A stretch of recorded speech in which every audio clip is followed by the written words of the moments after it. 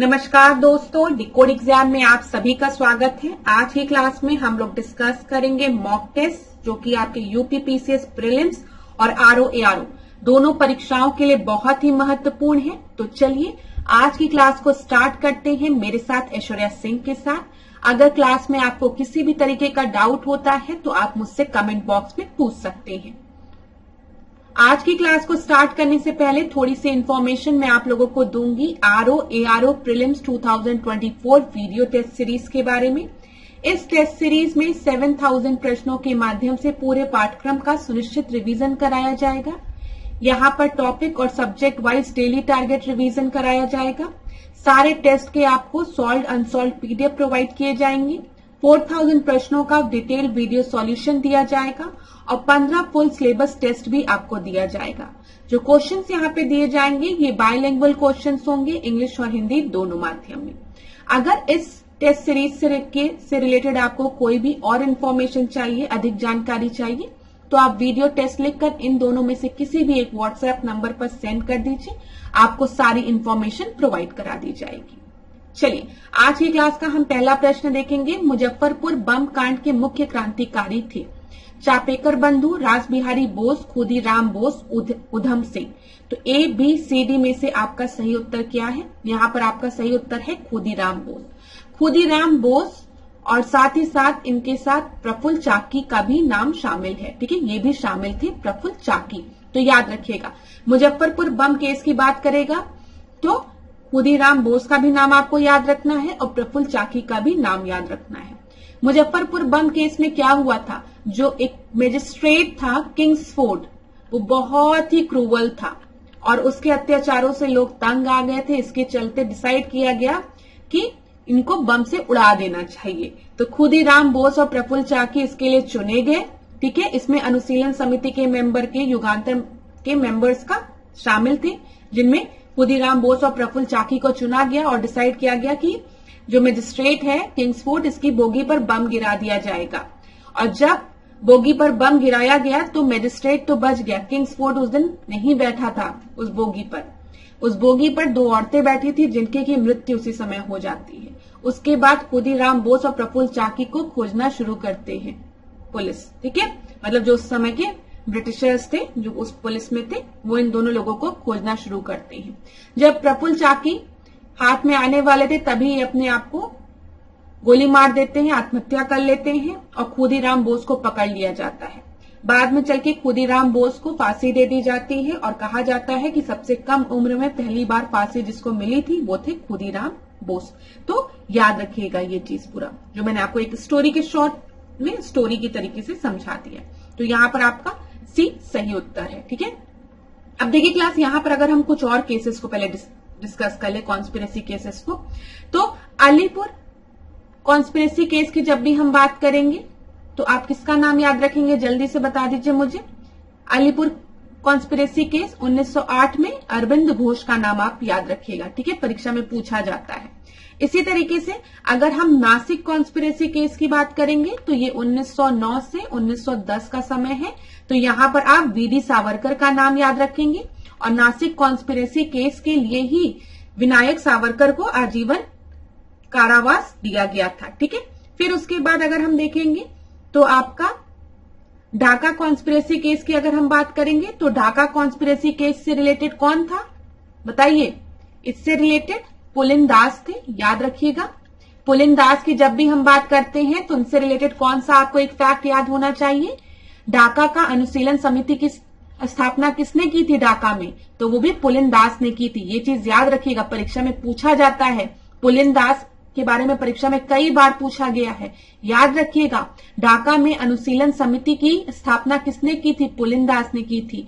जब हम वीर सावरकर की बात करते हैं, वीर सावरकर की, विनायक दामोदर सावरकर की बात करते हैं, तो इन्होंने अभिनव भारत की स्थापना की थी। ये भी परीक्षा में पूछा जाता है कि अभिनव भारत की स्थापना किसने की थी? तो आप क्या बताएंगे? 1904 में अभिनव भारत की स्थापना वीर सावरकर ने की थी, याद रखिएगा। और ये किस कॉन्स्पिरेसी केस से रिलेटेड थे? नासिक कॉन्स्पिरेसी केस से। अलीपुर कॉन्स्पिरेसी केस की बात करेंगे तो अरविंद घोष का नाम आप याद रखेंगे। ये सारी चीजें परीक्षा में पूछी जाती है, इसलिए मैं आपको बता रही हूँ। चलिए, और अगर हम यहाँ पर देखें तो दिल्ली कॉन्स्पिरेसी केस की जब भी बात हम करते हैं 1911 वाला समय, तो आपको पता है लॉर्ड हार्डिंग पर बम फेंका गया था। किसने फेंका था? रास बिहारी, बताइए, रास बिहारी बोस ने, याद रखिएगा, रास बिहारी बोस ने फेंका था। ठीक है, याद रहेगा क्लास ये चीज। चलिए अब हम आगे बढ़ते हैं दूसरे प्रश्न पे। सांची का स्तूप, दिल्ली का लाल किला, जामा मस्जिद, आगरे का किला में से किस प्रकार की चट्टानों का प्रयोग किया गया है इसमें? तो बता दीजिए किस। तो यहां पर दिया गया धारवाड़ क्रम की, कुटप्पा क्रम की, विंध्य क्रम की, या फिर गोंडवाना। तो यहां पर आपका सही उत्तर क्या है? यहां पर आपका जो सही उत्तर है वो है विंध्य क्रम की चट्टानों का प्रयोग किया गया है। ठीक है। अच्छा क्लास, अगर आपसे पूछे इन चट्टानों के निर्माण कैसे कैसे हुआ था, तो यहां पर देख लीजिए व्याख्या में आप यहां पर एक बार, सबसे पहले आर्कियन चट्टानों का निर्माण हुआ था, फिर धारवाड़ चट्टानों का, फिर कुटप्पा चट्टानों का, फिर विंध्य क्रम की चट्टानों का, और लास्ट में गोंडवाना क्रम की चट्टानों का। ठीक है, ये चीज याद रखिएगा। सांची का स्तूप, लाल किला, जामा मस्जिद, आगरे का किला, सिकंदरा तथा फतेहपुर सीकरी इन्हीं पत्थरों से बना हुआ है। किन पत्थरों की बात की गई है? यहां पर तो आपके विंध्यन रेंज के पत्थरों की बात की गई है। देख लीजिए, विंध्य क्रम की चट्टानें परतदार चट्टानें हैं जिनका निर्माण जल निक्षेपों से हुआ है। ये चट्टानें पूर्व में झारखंड के सासाराम एवं रोहतास क्षेत्र में लेकर पश्चिम में राजस्थान के चित्तौड़गढ़ क्षेत्र तक तथा उत्तर में आगरा से लेकर दक्षिण में होशंगाबाद तक विस्तृत रूप में फैली हुई है। और कैमूर की श्रेणियां जो है वो इसी क्रम की चट्टानों के अंतर्गत है। और इन्हीं क्रम की चट्टानों से सांची का स्तूप, लाल किला, जामा मस्जिद, आगरे का किला, सिकंदरा तथा फतेहपुर सीकरी का निर्माण भी हुआ है। ठीक है, चलिए आगे हम बढ़ते हैं अगले प्रश्न पे। ये एक अच्छा प्रश्न था। तीसरा प्रश्न देखते हैं। तीसरा प्रश्न देखिए क्लास, यहाँ पर क्या दिया गया है? निम्नलिखित में से प्राचीनतम चट्टानें कौन सी हैं? अभी थोड़ी देर पहले मैंने आपको बताया है कि सबसे पहले आर्चियन है ना, फिर उसके बाद धारवाड़ है, फिर कुटप्पा है, फिर विंध्यन है, और लास्ट में गोंडवाना है। तो यहाँ पर ओल्डेस्ट कौन सी होंगी? आर्कियन, धारवाड़, कुटप्पा या फिर विंध्यन? तो यहाँ पर आपका सही उत्तर है आर्कियन। ठीक है, ए आपका सही उत्तर है। याद रखिएगा, परीक्षा में पूछ लिया जाता है। अगर हम आर्कियन क्रम की चट्टानों की बात करें तो ये प्राचीनतम है। अभी हमने देखा यहाँ पर नीस और सिस के रूप में रूपांतरित हो चुकी हैं ये चट्टानें। ये रवादार होती हैं, इनमें जीवाश्म नहीं होता है, ये आपको पता होना चाहिए। जब हम गोंडवाना की बात करते हैं तो उसमें फॉसिल्स प्रेजेंट होते हैं, जीवाश्म प्रेजेंट होते हैं। ठीक है, अगर हम आर्कियन क्रम की चट्टानों के विस्तार की बात करेंगे तो कर्नाटक, आंध्र प्रदेश, तमिलनाडु, मध्य प्रदेश, छत्तीसगढ़, उड़ीसा, छोटा नागपुर, पठार अर्थात झारखंड और राजस्थान के दक्षिण पूर्वी भाग में ये चट्टानें हमें मिलती हैं। चलिए फोर्थ प्रश्न को हम देखते हैं। भारत के प्रथम दलित मुख्य न्यायाधीश कौन थे? तो यहां पर बता दीजिए आपका सही उत्तर क्या होगा? भुवनेश्वर प्रसाद सिन्हा, केजी बालकृष्णन, एसएच कपाडिया या फिर एस राजेंद्र बाबू। तो यहां पर जो सही उत्तर है वो है केजी बालकृष्णन, बी आपके सही उत्तर है। ठीक है, चलिए अगला प्रश्न हम देखते हैं, पांचवा। निम्नलिखित में से किस महाद्वीप को श्वेत महाद्वीप की संज्ञा दी जाती है? तो बताइए, ऑस्ट्रेलिया, यूरोप, अफ्रीका, अंटार्कटिका। तो यहां पर आपका सही उत्तर क्या है? यहां पर आपका सही उत्तर है अंटार्कटिका। आप सभी को पता है अंटार्कटिका की अगर हम बात करेंगे तो ये इसका जो 98% भाग है ना वो बर्फ से ढका हुआ, स्नो से ढका हुआ है ना। ठंडा बहुत है यहाँ पर, तो बर्फ और स्नो से ढकने के कारण हम इसे व्हाइट कॉन्टिनेंट की संज्ञा देते हैं। ठीक है, याद रखिएगा। तो यहाँ पर डी आपका सही उत्तर हो गया। अगला हम देखते हैं, भारत छोड़ो आंदोलन के संबंध में निम्नलिखित कथनों में से कौन सा कथन सही नहीं है? तो चलिए देख लेते हैं। भारत छोड़ो आंदोलन को अगस्त क्रांति के नाम से भी जानते हैं, एकदम सही चीज है ये। ठीक है, भारत छोड़ो आंदोलन के दौरान इंग्लैंड का प्रधानमंत्री विंस्टन चर्चिल था। बताइए, ये भी सही है। ठीक है, फिर उसके बाद भारत छोड़ो आंदोलन के दौरान भारत का प्रधान सेनापति लॉर्ड बेवल था, ये भी सही है। इसी आंदोलन के दौरान पंडित जवाहरलाल नेहरू ने करो या मरो का नारा दिया। देखिए, भारत छोड़ो आंदोलन के दौरान ही करो या मरो का नारा दिया गया, डू और डाई का नारा दिया गया, लेकिन ये नारा पंडित जवाहरलाल नेहरू ने नहीं, गांधी जी ने दिया था। ठीक है, ये चीज याद रखिएगा। तो यहां पर आपका सही उत्तर क्या हो जाएगा, डी हो जाएगा, क्योंकि कौन सा कथन सही नहीं है ये पूछा गया था। अगला हम देखेंगे, उत्तर प्रदेश का कौन सा जिला नेपाल की सीमा को स्पर्श नहीं करता है? तो जल्दी से बता दीजिए कौन सा जिला है। सबसे पहले पीलीभीत दिया है, श्रावस्ती दिया है, बरेली दिया है, बलरामपुर दिया है। तो यहां पर आपका सही उत्तर कौन सा होगा? अगर हम नेपाल के साथ देखेंगे तो उत्तर प्रदेश का 7 जिले ऐसे हैं जो कि बाउंड्री शेयर करते हैं, जिसमें पीलीभीत आता है। ठीक है, श्रावस्ती बताइए आता है। ठीक है, बलरामपुर आता है, लेकिन बरेली नहीं आता है। तो यहां पर आपका सही उत्तर सी हो जाएगा। हम देख लेते हैं, और वो 7 जिले कौन कौन से हैं आपके, यहां पर देखिए, ये क्या है, ये नेपाल है। तो पीलीभीत हो गया, ठीक है, फिर सेकेंड लखीमपुर खीरी हो गया, फिर बहराइच हो गया, फिर श्रावस्ती हो गया, बलरामपुर हो गया, फिर सिद्धार्थनगर हो गया, और इधर महाराजगंज हो गया। तो ये जो 7 जिले हैं वो नेपाल के साथ अपनी बाउंड्री शेयर करते हैं। पीलीभीत, लखीमपुर खीरी, बहराइच, श्रावस्ती, बलरामपुर, सिद्धार्थनगर, महाराजगंज। ठीक है क्लास, ये चीज याद रखिएगा। ऐसे ही अगर परीक्षा में आपसे पूछ ले कभी कि मध्य प्रदेश के साथ कौन कौन अपने जिले शेयर करते हैं, तो आप यहां देखिए, आगरा दिख रहा है आपको, इटावा दिख रहा है, जालौन दिख रहा है, झांसी दिख रहा है, ललितपुर, ठीक है, महोबा, बांदा, इधर चित्रकूट, प्रयागराज, ठीक है, मिर्जापुर, सोनभद्र, इतने जिले हैं। लेकिन यहां पर जो मेन चीज आपको याद रखनी है, जो मैंने पहले के टेस्ट में भी आपको बताया है, वो है ललितपुर के बारे में। ललितपुर एकमात्र ऐसा डिस्ट्रिक्ट है उत्तर प्रदेश का जो कि खाली एक उत्तर प्रदेश के डिस्ट्रिक्ट के साथ अपनी बाउंड्री शेयर करता है। मतलब ललितपुर उत्तर प्रदेश का एकमात्र ऐसा जिला है कि जो उत्तर प्रदेश के खाली एक जिले के साथ अपनी बाउंड्री शेयर करता है, और वो जिला है झांसी। ठीक है, ललित खाली उत्तर प्रदेश के झांसी के साथ अपनी बाउंड्री शेयर करता है, याद रखेंगे। फिर मैंने आपको बताया था सोनभद्र आपको याद रखना है। सोनभद्र आपको क्यों याद रखना है? क्योंकि सोनभद्र अपनी जो बाउंड्री है वो शेयर करता है बिहार के साथ, दूसरा झारखंड के साथ, छत्तीसगढ़ के साथ और मध्य प्रदेश के साथ। तो परीक्षा में अगर पूछे कभी भी कि सोनभद्र किन किन राज्यों के साथ अपनी बाउंड्री शेयर करता है, तो आप बताएंगे बिहार, झारखंड, छत्तीसगढ़ और मध्य प्रदेश, 4 राज्यों के साथ। ये चीज क्लियर हो गई। अब अगर आप इधर ऊपर आएंगे तो इधर आपको क्या दिख रहा है? सहारनपुर, याद रखिएगा। इधर अगर आप आएंगे तो इधर आपको मथुरा दिख रहा है। ठीक है, मथुरा के इधर राजस्थान दिख रहा है। ये सब इंपॉर्टेंट चीज आपको लोकेशन पता होनी चाहिए क्लास, जो मैं आपको बता रही हूं।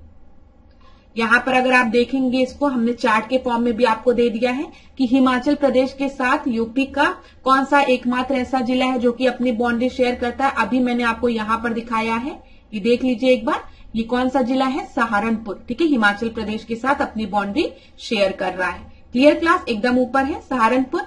हरियाणा के साथ सहारनपुर, शामली, बागपत, गौतम बुद्ध नगर, अलीगढ़, मथुरा, सब। राजस्थान के साथ अगर पूछेगा तो ये भी याद रखिएगा आप। यहां पर एक बार मैप देखिए, आपको याद रहेगा। राजस्थान के साथ यहाँ पे देखिए मथुरा शेयर कर रहा है और इधर आगरा भी शेयर कर रहा है। तो दोनों याद रखिएगा, मथुरा और आगरा अपनी बाउंड्री राजस्थान के साथ शेयर कर रहा है। ठीक है, और फिर उसके बाद मध्य प्रदेश के साथ आपने देख ही लिया। छत्तीसगढ़ के साथ एकमात्र ऐसा कौन सा जिला है? सोनभद्र, मैंने दिखा दिया। झारखंड के साथ भी सोनभद्र। सोनभद्र एकमात्र ऐसा जिला है जो कि अपनी बाउंड्री झारखंड के साथ, छत्तीसगढ़ के साथ, बिहार के साथ और मध्य प्रदेश के साथ शेयर कर रहा है। ठीक है, और केंद्र शासित प्रदेश दिल्ली के साथ अगर हम बात करेंगे, दिल्ली यूटी के साथ गाजियाबाद और गौतम बुद्ध नगर। चलिए, जो भी इंपॉर्टेंट पॉइंट्स थे वो मैंने आपको बता दिया। 8वां प्रश्न देखते हैं। भारत में बहने वाली निम्नलिखित में से कौन सी नदी बंगाल की खाड़ी में जल नहीं गिराती है? तो यहां पर आप बता दीजिए, डायरेक्ट प्रश्न है कि महानदी, गोदावरी, कृष्णा, तापी। तो यहां पर आपका सही उत्तर क्या है, तापी जो है वो अपना जो पानी है वो बंगाल की खाड़ी में नहीं गिराती है। अगर परीक्षा में आपसे पूछे कि तापी के बारे में कुछ इंपॉर्टेंट पॉइंट, तो यहाँ पे हम रिवाइज करेंगे। देखिए ये तापी रिवर हो गई, ये अपना पानी जो है वो कहां पर ड्रेन कर रही है, अरेबियन सी में। ये चीज क्लियर हो गई। देखिए तापी नदी मध्य प्रदेश के बैतूल जिले के मुल्ताई नामक स्थान के समीप सतपुड़ा श्रेणी से निकलती है, सतपुड़ा से निकलती है ये। इसके बेसिन का 79% भाग महाराष्ट्र में है और 15% मध्य प्रदेश और 6% गुजरात में। तो कभी भी अगर परीक्षा में आपसे पूछे कि तापी जो नदी है वो किन किन राज्यों से बहती है, मतलब कहाँ का, तो आप बताएंगे 3 राज्यों में, महाराष्ट्र, मध्य प्रदेश और गुजरात। याद रखिएगा, क्लास जो भी चीज बता रही हूं बहुत इंपॉर्टेंट है, ठीक है। सूरत नगर इसी के मुहाने पर स्थित है। याद रखिएगा, तापी के मुहाने पर सूरत नगर आपका स्थापित है। काकरापार तथा उकाई परियोजना जो है वो भी तापी नदी पर है, ये भी याद रखिएगा। काकरापार और उकाई परियोजना जो है वो किस नदी पर है, वो तापी नदी पर है। चलिए बाद में ये आपको पता है, ये जाकर यहां पर अरेबियन सी में गिरती है। 9वें प्रश्न को हम देखते हैं। हड्डियों को हड्डी से जोड़ता है, कौन जोड़ता है, लिगामेंट्स, टेंडन, टॉन्सिल या फिर लिम्फ, लसिका जिसे हम बोलते हैं। तो जो लिगामेंट्स हैं क्लास, वो क्या करते हैं, हड्डियों को हड्डियों से जोड़ते हैं, अस्थि को अस्थि से जोड़ते हैं। तो यहां पर आपका सही उत्तर ए हो जाएगा। अगला प्रश्न हम देखेंगे, 10वां प्रश्न। प्रशांत महासागर का सबसे गहरा बिंदु है कौन सा, मेरियाना कृत, टोंगा, सुंडा या फिर प्यूरो रिको फ्रेंच, बताइए बताइए बताइए। प्यूरोटो ट्रेंच होगा या फिर सुंडा ट्रेंच होगा, टोंगा ट्रेंच होगा या फिर मैरियाना ट्रेंच होगा। तो ए बी सी डी में से आपका जो सही उत्तर है वो है मारियाना ट्रेंच। ए आपका सही उत्तर है, ठीक है। परीक्षा में ये प्रश्न पूछा जाता है तो याद रखिएगा। अब देख लीजिए, मारियाना ट्रेंच जो है वो प्रशांत महासागर में है। टोंगा ट्रेंच कहां पर है, ये भी प्रशांत महासागर में है। मिंट नाउ ट्रेंच कहां पर है, प्रशांत महासागर में है। प्यूर्टो रिको ट्रेंच कहां पर है, अटलांटिक में है, ठीक है, रोम से दक्षिण अटलांटिक में। और सुंडा हिंद महासागर में है। तो अगर आप स्क्रीनशॉट लेना चाहें तो ले लीजिए, यहां से भी परीक्षा में आपके प्रश्न बनता है, इंपॉर्टेंट है ये। 11वां प्रश्न अब हम देखेंगे, किस जनपद से गंगा नदी उत्तर प्रदेश में प्रवेश करती है। तो बताइए, बिजनौर, मेरठ, अमरोहा या फिर मुरादाबाद। तो यहां पर आपका सही उत्तर क्या हो जाएगा, बताइए। तो यहां पर आपका सही उत्तर है ए, बिजनौर, ठीक है। याद रखिएगा, बिजनौर जनपद से गंगा नदी उत्तर प्रदेश में प्रवेश करती है, ठीक है। और रामगंगा नदी जो है वो कन्नौज के निकट जाकर गंगा नदी से मिल जाती है। परीक्षा में ये भी पूछता है कि रामगंगा गंगा नदी से कहां पर मिलती है, तो आप बताएंगे कन्नौज में, ठीक है, उसके निकट। तो यहां पर आपका ए सही उत्तर है। अगला प्रश्न हम देखेंगे, 12वां प्रश्न। भारतीय संविधान के अनुच्छेद 108 के संदर्भ में गलत कथन को छांटिए। इसमें संयुक्त अधिवेशन राष्ट्रपति द्वारा बुलाए जाने का उल्लेख है। बिल्कुल सही है ये ना, मैंने आपको कितनी बार बताया है कि 108 में हम ज्वाइंट सिटिंग की बात करते हैं, और ज्वाइंट सिटिंग बुलाता कौन है, राष्ट्रपति बुलाता है, याद रखिएगा। चलिए फिर उसके बाद आपका क्या बोला गया, इनकरेक्ट को आपको आइडेंटिफाई करना है। अभी हम लोग और देखते हैं। संयुक्त अधिवेशन बुलाए जाने के कारणों का उल्लेख है। फिर संयुक्त अधिवेशन में कोई विधेयक किस बहुमत से पारित होगा, इस बात का उल्लेख है। और फिर संयुक्त अधिवेशन की अध्यक्षता लोकसभा का अध्यक्ष करेगा, इसका भी उल्लेख है। अब क्लास देखिए, यहां पर एक चीज आपको याद रखनी है, 2 अनुच्छेद आपको याद रखनी है, 108 याद रखना है और 118 याद रखना है, ठीक है। 108 में ज्वाइंट सिटिंग का प्रावधान दिया गया है, जिसमें कि बोला गया है कि ज्वाइंट सिटिंग को बुलाएगा कौन, राष्ट्रपति बुलाएगा।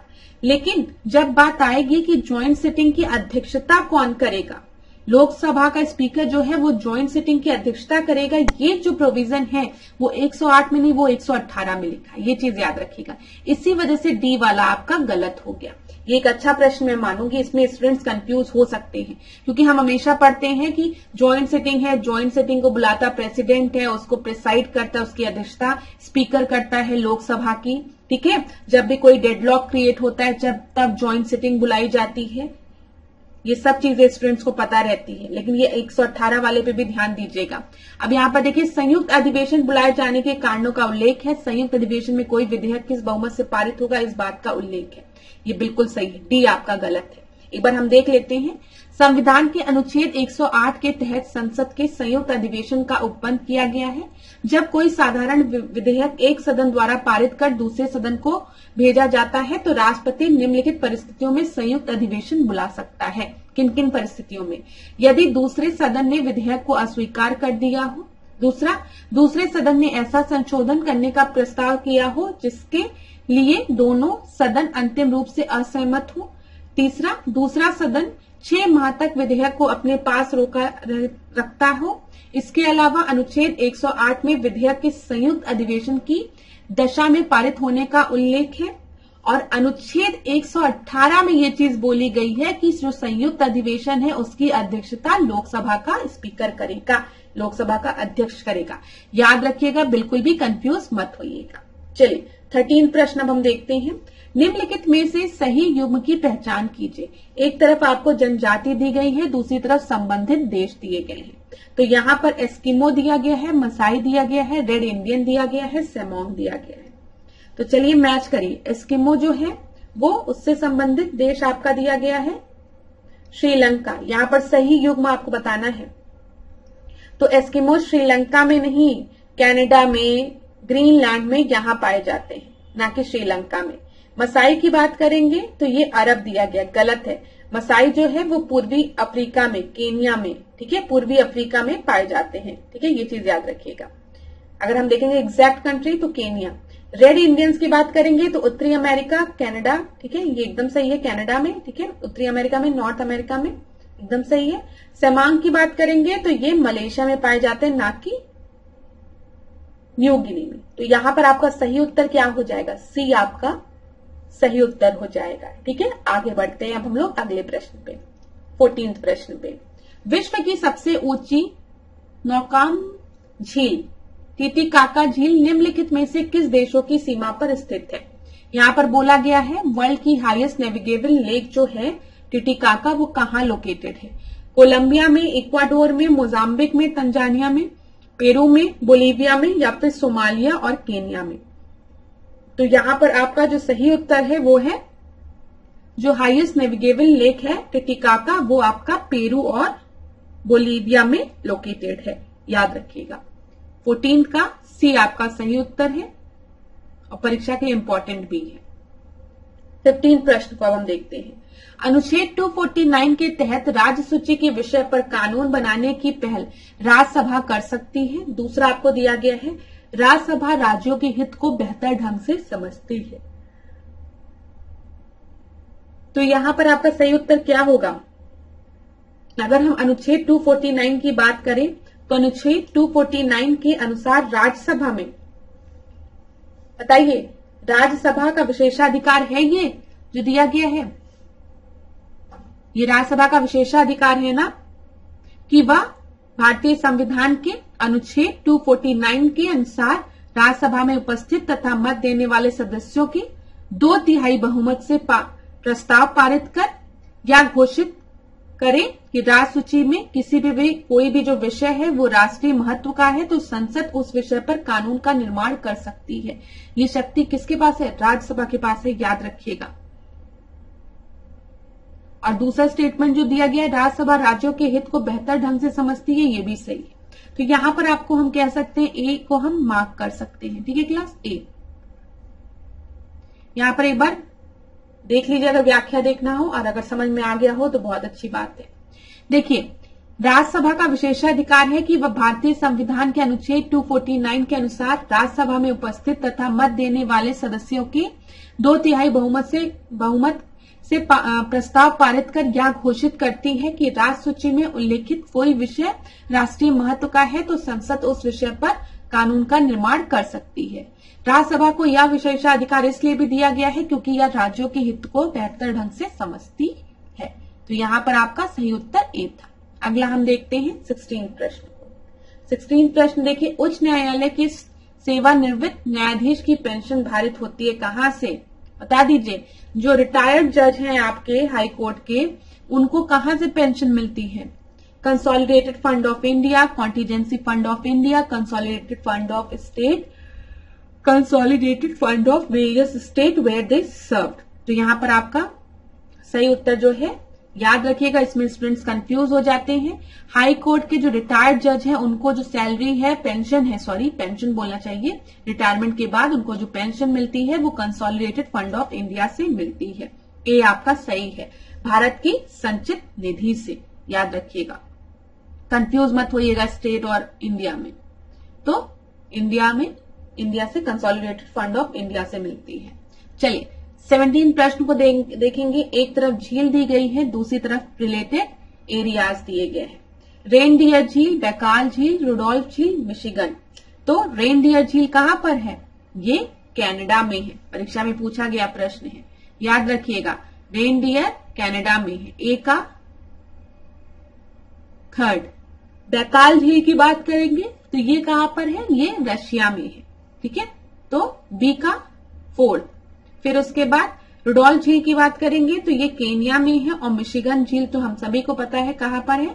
यूएसए में। तो यहां पर सी आपका सही उत्तर हो जाएगा। क्लास याद रखिएगा, ऐसे प्रश्न आपकी परीक्षा में बनते हैं, इसलिए इंपॉर्टेंट है। अगर अभी तक आपने सेपरेट किसी नोटबुक में इन सब इंपॉर्टेंट पॉइंट्स को नोट डाउन नहीं किया है तो अभी भी नोट डाउन कर लीजिए, क्योंकि यहां से प्रश्न आपके फंस जाते हैं। सुएज नहर जो है वो किसको जोड़ती है? अभी कुछ दिन पहले हमने देखा था, बता दीजिए। नॉर्थ सी को बाल्टिक सी से, रेड सी को मेडिटेरेनियन से, रोस्टोव को सेलिंगार्ड से, फिर टेलिंगार्ड से, या फिर एडवर्ड लीग को बेनेलक्स से। तो यहां पर आपका सही उत्तर है, सुएज नहर जो है वो रेड सी को मेडिटेरेनियन सी से जोड़ती है। तो यहां पर आपका सही उत्तर बी हो जाएगा। अगला प्रश्न देखते हैं 19 प्रश्न। निम्नलिखित में से कौन सा द्वीप जापान से संबंधित नहीं है? तो बता दीजिए कौन सा नहीं है? Honshu, Hokkaido, Sumatra, Shikoku. तो यहां पर आपका सही उत्तर कौन सा होगा? जापान से रिलेटेड नहीं है। होन्शु, होक्काइडो, शिकोकू और क्यूशु जो है वो आपके जापान से रिलेटेड है। लेकिन सुमात्रा की जब हम बात करते हैं तो ये किससे रिलेटेड है? ये इंडोनेशिया से, ठीक है, याद रखिएगा। Sumatra Indonesia, Honshu, Hokkaido, Shikoku ये सब जापान से। यहां पे देख लीजिए क्लास, प्रशांत महासागर में संबंधित कुछ प्रमुख द्वीप को हम देख लेते हैं। जापान में होन्शु, होक्काइडो, शिकोकू, क्यूशु, ठीक है। इंडोनेशिया में देखेंगे तो सुमात्रा, जावा, कालीमंतन, सिलेबीज, ठीक है, इरियन, मदुरा, परीक्षा में प्रश्न पूछ लेता है। सोलोमन की बात करेंगे तो मलेशिया में, फिजी की बात करेंगे तो मलेशिया में, न्यू गिनी मलेशिया में, ठीक है। माइक्रोनेशिया में गिलबर्ट, मार्शल, एलिस, कोरोलाइन्स आदि। पोलिनेशिया में कुक, हवाई, समोआ, टोंगा, ये सब। तो अगर आप स्क्रीनशॉट लेना चाहें तो ले सकते हैं, मैप में भी बैठ के देख लीजिएगा। परीक्षा में एक बार प्रश्न बना था कि नॉर्थ टू साउथ अरेंज करिए जो द्वीप आपके जापान में है, उसमें दिया था होन्शु, होक्काइडो, शिकोकू, क्यूशु, ठीक है, तो याद रखिएगा। चलिए अगला प्रश्न देखते हैं, 20वां प्रश्न। मंत्रिमंडल में शामिल होते हैं कौन? केवल कैबिनेट मंत्री, सभी प्रकार के मंत्री, प्रधानमंत्री सहित सभी प्रकार के मंत्री, या फिर प्रधानमंत्री सहित सभी कैबिनेट मंत्री। तो यहां पर आपका सही उत्तर क्या होगा? जब हम मंत्रिमंडल की बात कर रहे हैं क्लास, बताइए। तो मंत्रिमंडल में आपके सारे कैबिनेट मंत्री होंगे और प्रधानमंत्री के साथ, ठीक है। अगर हम देखें यहाँ पे कैबिनेट ही दिया गया है ना ऊपर, तो देख लीजिए वही होगा।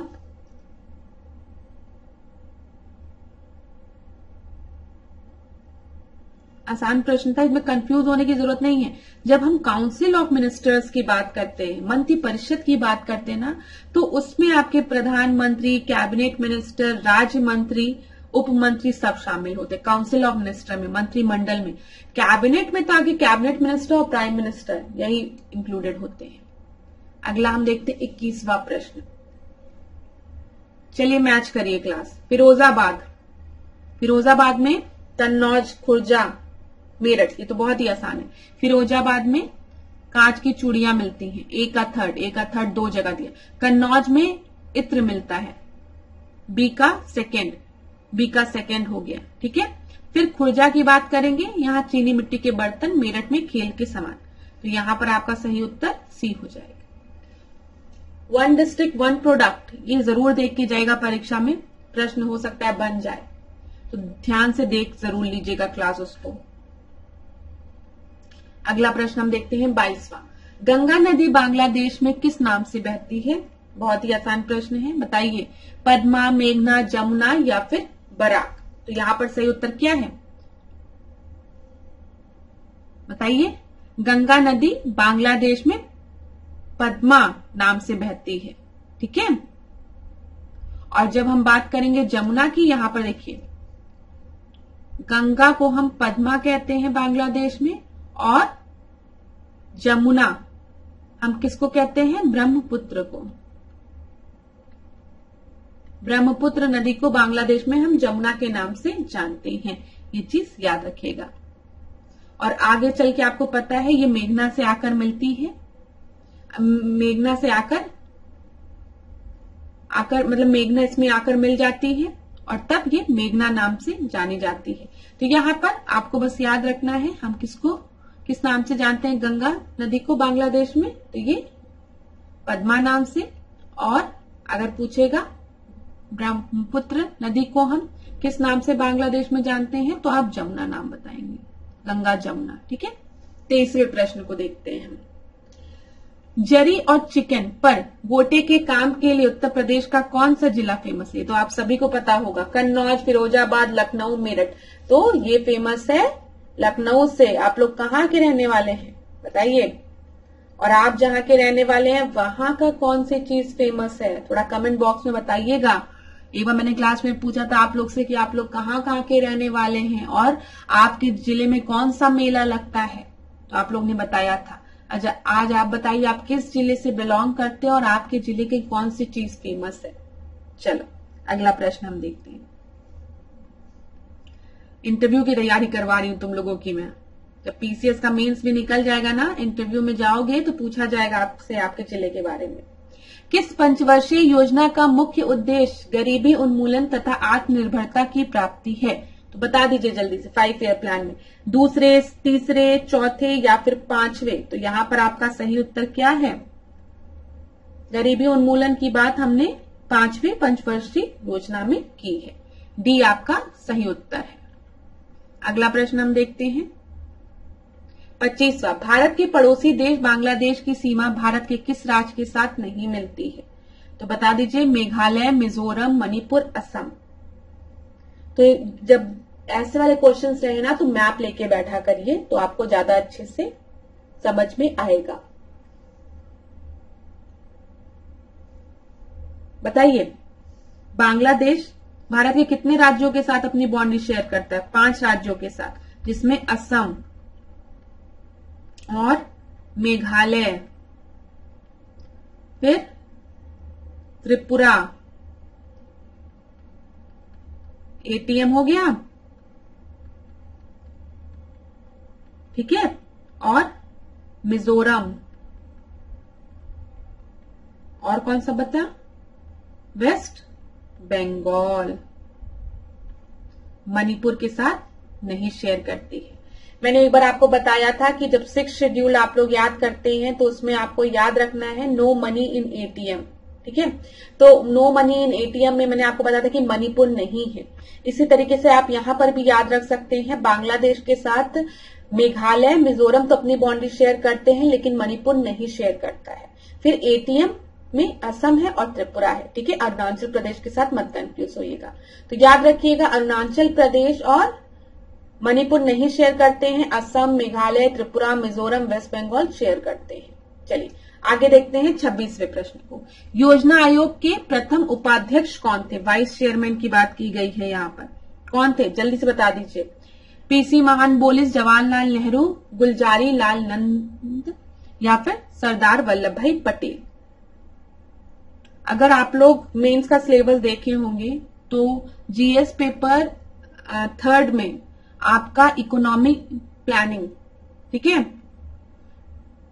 वहां पर दिया गया है। तो वहां पर जब प्रश्न पूछा जाएगा मेंस में तो डिस्क्रिप्टिव पूछा जाएगा, और जब प्रीलिम्स में पूछा जाएगा तो इस तरीके का पूछा जाएगा कि प्रथम योजना आयोग के अध्यक्ष कौन थे, उपाध्यक्ष कौन थे, किस मॉडल पर बेस था, किस योजना आयोग में गरीबी उन्मूलन की बात की गई है, किसमें नाबार्ड को स्टैब्लिश किया गया है। तो याद रखिएगा, इसको पढ़ जरूर लीजिएगा। भले प्लानिंग कमीशन को अब रिप्लेस कर दिया है नीति आयोग ने, लेकिन तब भी वहां से प्रश्न बनते हैं, तो भूलने की गलती मत करिएगा, इसको रिवाइज करके जरूर जाइएगा। तो यहाँ पर देख लीजिए क्लास, जब हम बात कर रहे हैं तो यहाँ पर आपका सही उत्तर क्या है? उपाध्यक्ष की बात की गई है। तो यहाँ पर आपका जो सही उत्तर है वो है, बताइए,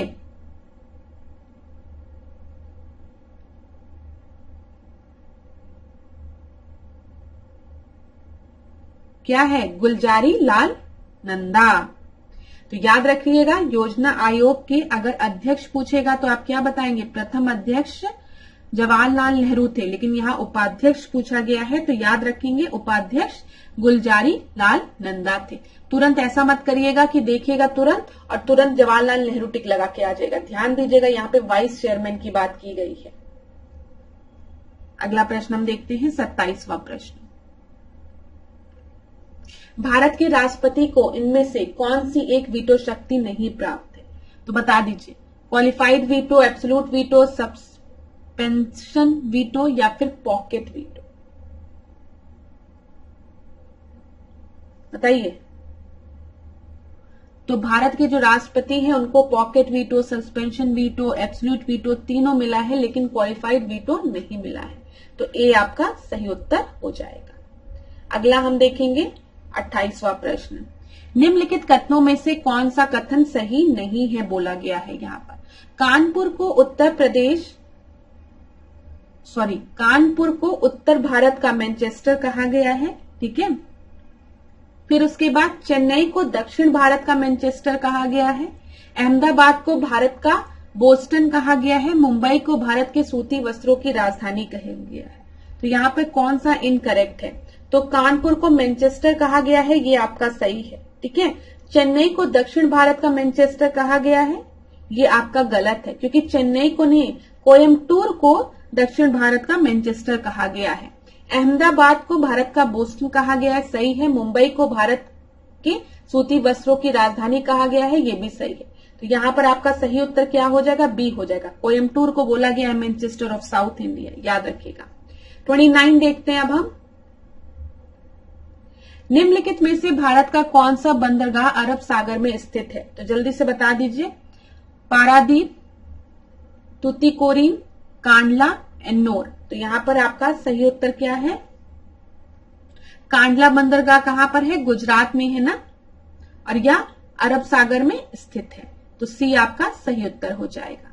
अब देख लीजिए क्लास, यहां पर हम प्रमुख बड़े बंदरगाह को अगर देखें तो कोलकाता का तो आपको पता है, पश्चिम बंगाल हुगली नदी, ठीक है।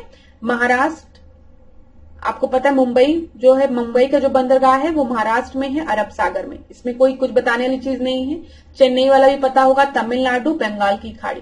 कोची केरल, अरब सागर, याद रखिएगा, ठीक है। फिर विशाखापट्टनम आंध्र प्रदेश, बंगाल की खाड़ी। पारादीप आप सभी को पता है उड़ीसा में, बंगाल की खाड़ी। तूतीकोरिन की बात करेंगे तो तमिलनाडु, बंगाल की खाड़ी, याद रखिएगा। मारमा गोवा की बात करेंगे तो ये गोवा में है, अरब सागर में। कांडला गुजरात में है, आसान है, अरब सागर में। न्यू मंगलुरु की बात हम करेंगे तो कर्नाटक, अरब सागर, ठीक है। फिर जेएल नेहरू की बात करेंगे तो महाराष्ट्र, अरब सागर, एन्नोर, तमिलनाडु, बंगाल की खाड़ी। पोर्ट ब्लेयर, अंडमान बंगाल की खाड़ी। तो स्क्रीनशॉट लेना चाहे ले लें, एक दो बार रिवाइज कर लीजिएगा, पोर्ट से रिलेटेड भी प्रश्न आपके परीक्षा में पूछा जाता है इसलिए। 30वां प्रश्न देखते हैं। निम्नलिखित में से किस व्यक्ति का भारत के महान्यायवादी के रूप में कार्यकाल सर्वाधिक है? तो जल्दी से बता दीजिए। MC सीतलवाड़ा वाड़, निरेंडे, मुकुल रोहतगी या फिर के वेणुगोपाल। तो यहां पर आपका सही उत्तर क्या है?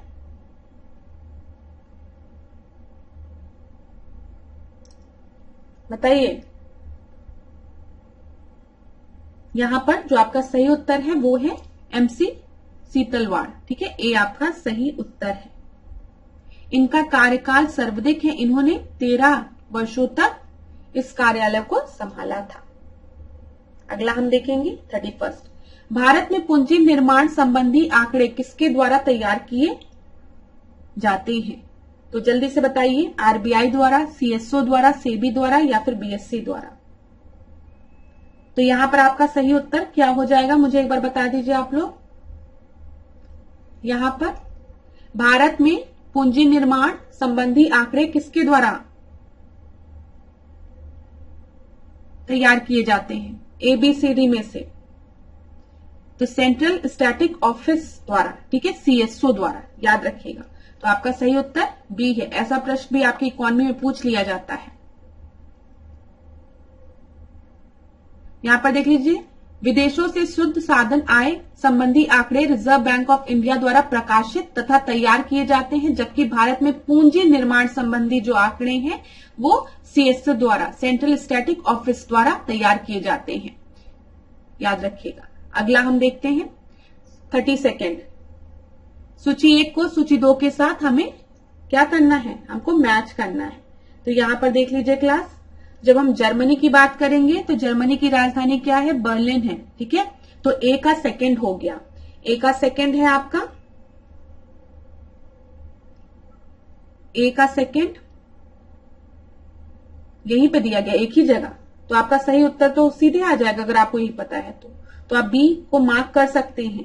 ठीक है, लेकिन हम और देखते हैं। डेनमार्क की हम बात करेंगे तो कोपेनहेगन, ठीक है। जॉर्जिया की हम बात करेंगे तो बताइए तिल्बिसी, और स्वीडन की बात करेंगे स्टॉकहोम। तो यहां पर बी आपका सही उत्तर है। अगला देखते हैं 33वां प्रश्न। ये सब आसान प्रश्न है। 33वां प्रश्न देखते हैं। एकाध अपवादों को छोड़ते हुए विधान परिषद के सदस्यों की कुल संख्या कितने से कम नहीं होनी चाहिए? बताइए क्लास, कितने से कम नहीं होनी चाहिए?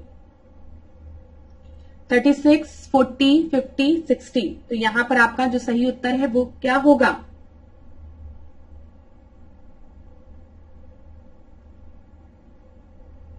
याद रखिएगा, विधान परिषद के कुल सदस्यों की संख्या उस राज्य की विधानसभा की कुल सदस्यों की संख्या की 1/3 से अधिक नहीं होनी चाहिए, नहीं हो सकती। किंतु किसी भी अवस्था में विधान परिषद के सदस्यों की जो कुल संख्या है वो 40 से कम भी नहीं होनी चाहिए। तो यहां पर आपसे ये वाला पूछा गया था, तो बताएंगे आप 40 से कम नहीं होनी चाहिए। अगला प्रश्न हम देखते हैं अब 34वां प्रश्न। 2011 की जनगणना के अनुसार राष्ट्रीय लिंगानुपात है कितना है? 382, 933, 943, 912। तो यहां पर आपका सही उत्तर क्या होगा? 2011 की जनगणना के अनुसार राष्ट्रीय लिंगानुपात आय जो है वो कितनी है? वो 943 है।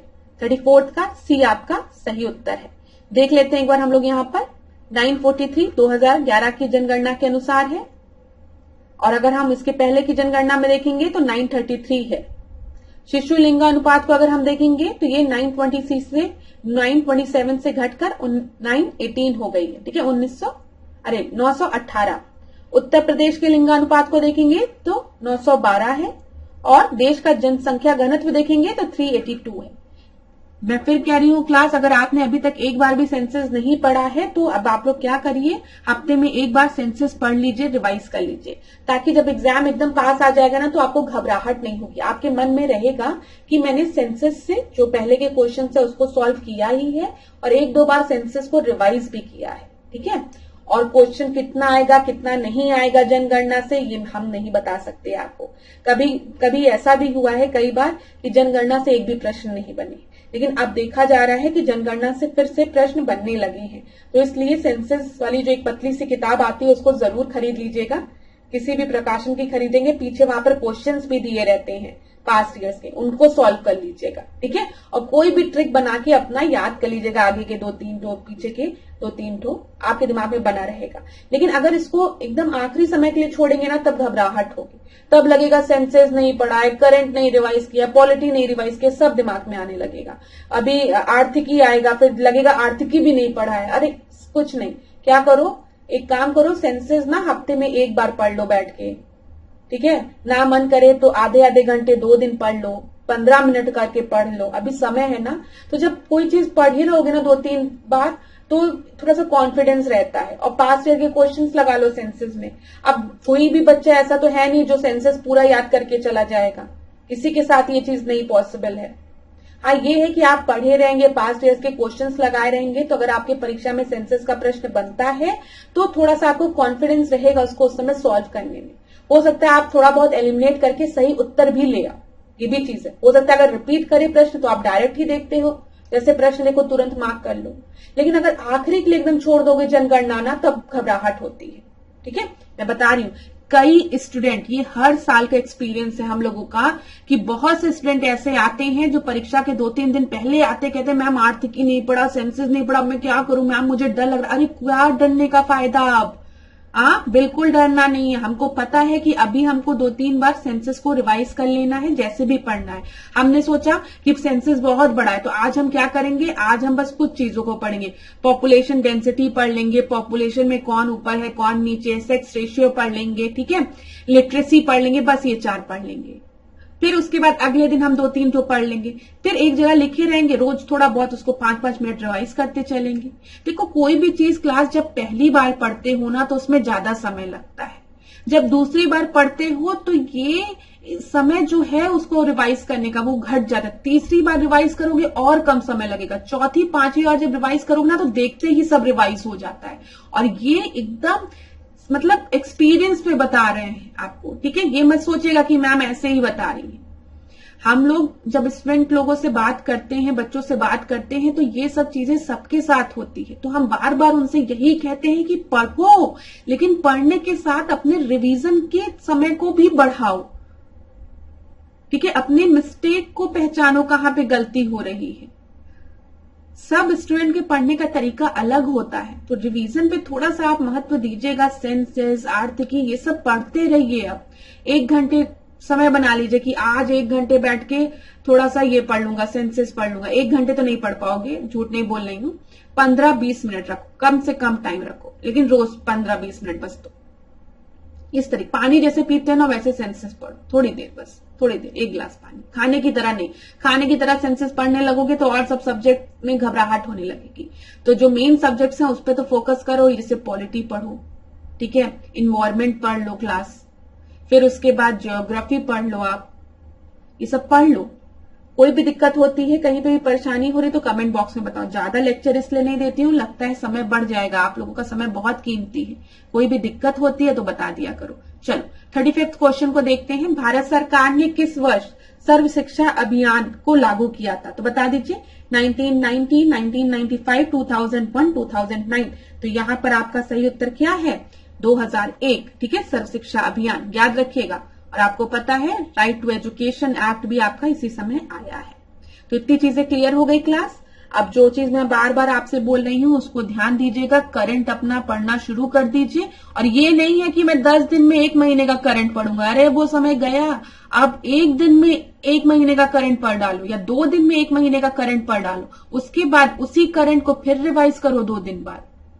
तो ऐसे करके आप कम से कम अभी एग्जाम के पहले 6 महीने तक का तो करंट अफेयर पढ़ डालिए क्लास, 6-7 महीने तक का, ठीक है। फिर उसके बाद समय रहे तो और थोड़ा सा 1 साल तक का देख लीजिए।